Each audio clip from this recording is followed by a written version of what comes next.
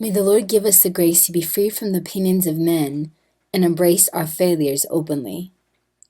After the previous message of the Lord delaying our Ghana mission again, I found myself contemplating what you guys would think, what the donors would think, and would anyone believe me again when I say that I'm finally leaving for Ghana, or give to help us build the City of God community when the time comes.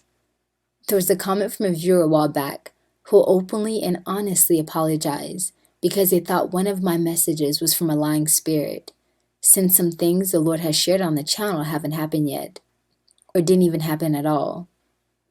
I began to question, thinking, if I was them, would I follow me?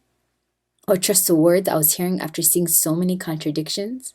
I brought this to the attention of Mother Clare after finding out I had to stay again, longer in the community, and she exposed in my heart that I had a fear of men.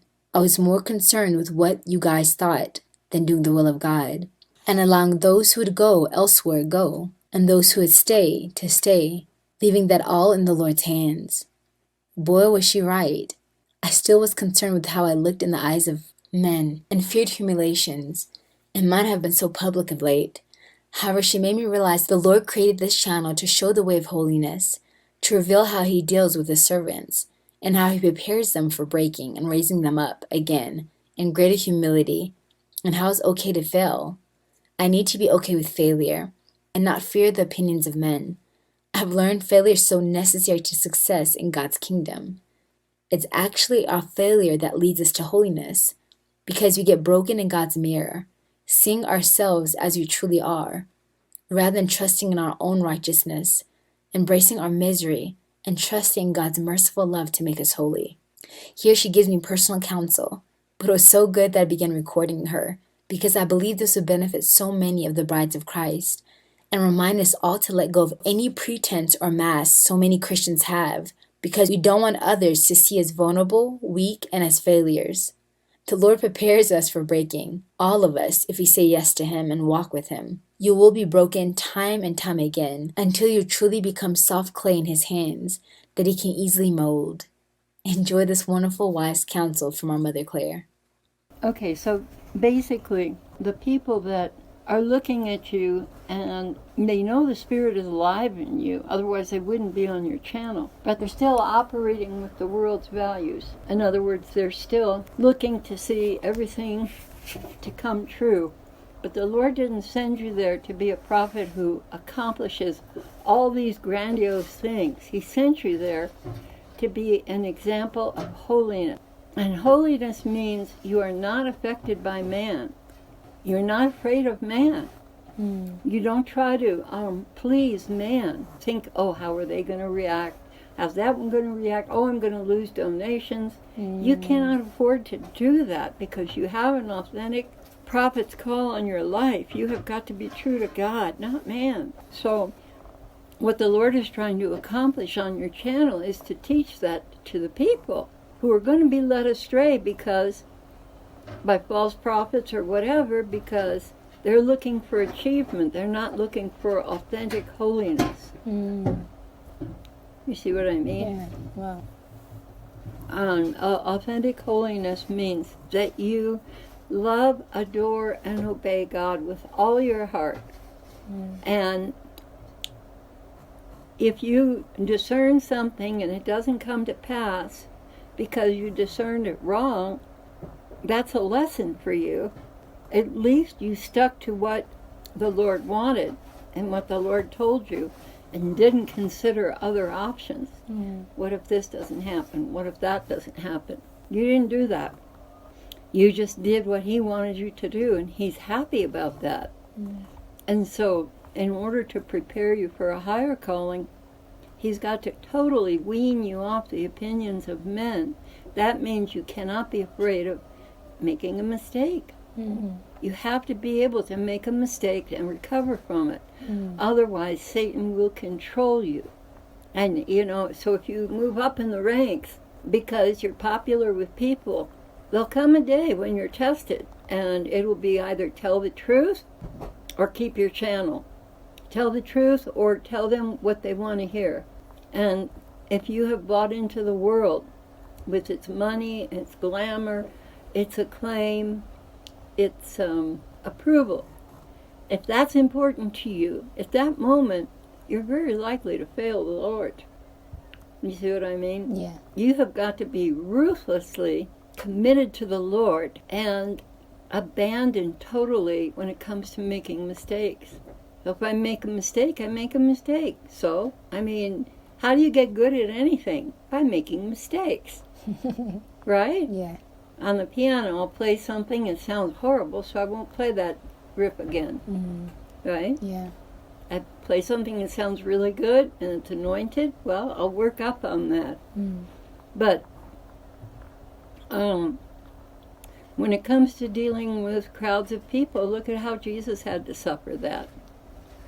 I mean, the absolute humiliation of being crucified after he was the greatest religious leader that Israel has ever seen, you know, and all the apostles were very attached to the fact that he was a great religious leader. And when he failed, supposedly, on the cross, they all were deflated. It popped their balloons. They were all disappointed. What does it say in Scripture? The road to Emmaus, when the guys are walking on it, the apostles are, and Jesus comes up and they say, yeah, we thought he was the Messiah. Yeah. Right? Yeah. So you've got to be able to rise above contradictions. I think he's flattening the button for you. Yes. Right? Yeah, you're right. And so you don't lose any sense of self-worth or who you are by failing. You got to just brush it off and say, this is all in the process of learning. I was obedient to what I felt was the voice of the Lord, and I know he's pleased with that. What everyone else thinks doesn't matter, because you're not there to serve them. You're there to serve the Lord. You're not there to coddle their opinions and build yourself up so that they say, wow, look at, she's right here, she's right there, look at, she did that, she did. That's not what you're here for. You're here for the truth and the naked truth. And if you have to go naked into the fight and come out with nothing, empty-handed, but the Lord is still pleased with you because you handled it according to his heart, not the heart of the people or the public or anything, or your bank account even. Yeah. You know, I mean, I faced that one off on YouTube when I had to say, the Lord wants the Blessed Mother, wants me to explain to you about the Blessed Mother.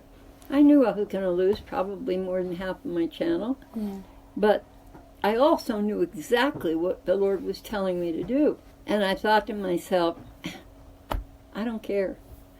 I don't care if I lose, you know, the people on the channel or lose money or anything like that. All I care about is I was faithful to talk about what he wanted to talk about, which was a scandal to many Christians, right? Yeah. That's the place you've got to be. I mean, I can see the Lord hardening you up by all these contradictions. Because if the visions are true that he's given you about Ghana, you're going to have to be a pillar of steel against authorities, against governments, against witch doctors, against crowds of adoring people. You're going to have to be a steel pillar that will, or a brass wall, that will not be moved, no matter what they think, no matter what's taken away from you.